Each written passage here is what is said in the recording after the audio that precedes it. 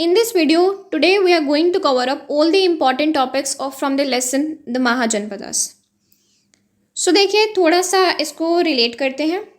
पिछली वीडियो में हमने पढ़ा था अबाउट वैदिक सिविलाइजेशन. तो वैदिक पीरियड डिवाइड हो गया था बिटवीन टू फेजेस, अर्ली वैदिक पीरियड एंड लेटर वैदिक पीरियड. अर्ली वैदिक पीरियड का टाइम पीरियड था 1500 BC से 1000 BC तक, एंड जो लेटर वैदिक है उसका टाइम पीरियड था 1000 BC से 600 BC तक, राइट. तो अब हम थोड़ा और आगे के टाइम में चलते हैं जहाँ पर एमर्जेंस होती है महाजनपदास की. ये टाइम पीरियड है अराउंड 600 BCE से 300 BC का. ठीक है, तो सबसे पहले समझते हैं जनपदा का मतलब. जनपदा मीन्स अ लैंड वेयर अ जन मतलब पीपल, क्लैन और अ tribe, it set it's foot और सेटल्स. आई रिपीट, जनपदा का मतलब है एक ऐसा लैंड जहाँ पर लोग सेटल होते हैं, उसे हम जनपदा कहते हैं. तो यहाँ मैं बात कर रही हूँ 16 पावरफुल महाजनपदास की, 16 पावरफुल स्टेट्स. और ये 16 पावरफुल स्टेट्स एमर्ज हुए थे नॉर्थ इंडिया में. ये कुछ 16 महाजनपदास के नेम गिवन है आपको, जैसे कोसाला, काशी, अंगा, मगध, वजी, मल्ला, कुरु, वत्सा. सो ये सब 16 महाजनपदास हैं. ठीक है, इसका time period was 600 BC to 300 BCE. Strategic locations कि कहाँ पर ये महाजनपदास लोकेट करते थे. So most of this mahajanapadas और this kingdoms were located in fertile Indo Gangetic plains, and the reason behind this was कि उनको वहाँ पर अबेंडेंट अमाउंट में वाटर मिलता था from the reverse of Ganga and Yamuna, जिसकी वजह से लैंड काफ़ी फर्टाइल बनती थी. एंड इससे बेनिफिट क्या होता था, agriculture became easy and transport and trade also easily हो जाता था, and reverse became the medium of transportation. In monarchy, देखो मोनार्की को राजतंत्र भी कहते हैं. वाई? क्योंकि यहाँ पर सिर्फ एक किंग रूल करता है. A single king rule whole the state. King standing armies को मेंटेन करते हैं, मतलब अपनी सेना को मेंटेन करके रखता है. लकड़ी, ईंट और पत्थर से वो अपनी किले बनाता है और दीवारें बनाता है ताकि वो अपने लोगों को प्रोटेक्ट कर पाए, एंड ऑल्सो अपनी पावर, अपनी वेल्थ को दिखाने के लिए भी बड़े बड़े फोर्ट्स को, मैसिव फोर्ट्स को वो बिल्ड करता है. वी हैव विद द गना एंड संघास. अनलाइक मोनार्कीज, कि भाई मोनार्कीज में जैसे सिर्फ एक ही किंग रूल करता था पूरे स्टेट को, वैसा नहीं है. रिपब्लिक्स लाइक वजी and Malla, they were ruled by group of main, they were called rajas. तो राजास द्वारा वजी एंड मल्ला को रूल किया जाता था, ग्रुप ऑफ मेन. तो वो करते क्या थे, वो असेंबलीज में मीटअप करते थे, वो बड़े बड़े इश्यूज पर डिबेट एंड डिस्कशंस किया करते थे. लॉर्ड बुद्धा एंड महावीरा भी इन्हीं कैटेगरीज को बिलोंग करते थे, the ganas and sanghas. Next we have is magnificent Capitals.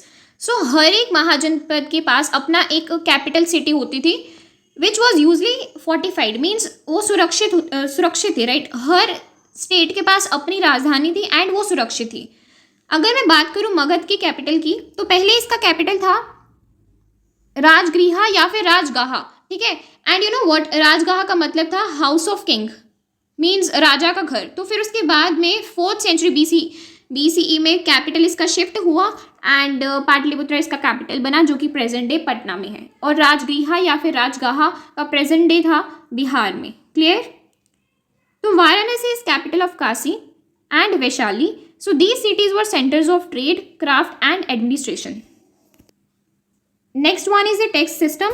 तो आर्मीज एंड फोर्ट्स को मेंटेन करने के लिए रूलर्स टैक्सेस कलेक्ट किया करते थे, एंड फार्मर्स को 1/6 पार्ट अपने प्रोड्यूस का देना पड़ता था, उनको टैक्स के फॉर्म में देना पड़ता था, जिसको भागा बोलते थे, भागा कहा जाता था उस टाइम पर. एंड क्राफ्ट्समैन, हर्डर्स, ट्रेडर्स को भी टैक्सेस पे करने पड़ते थे.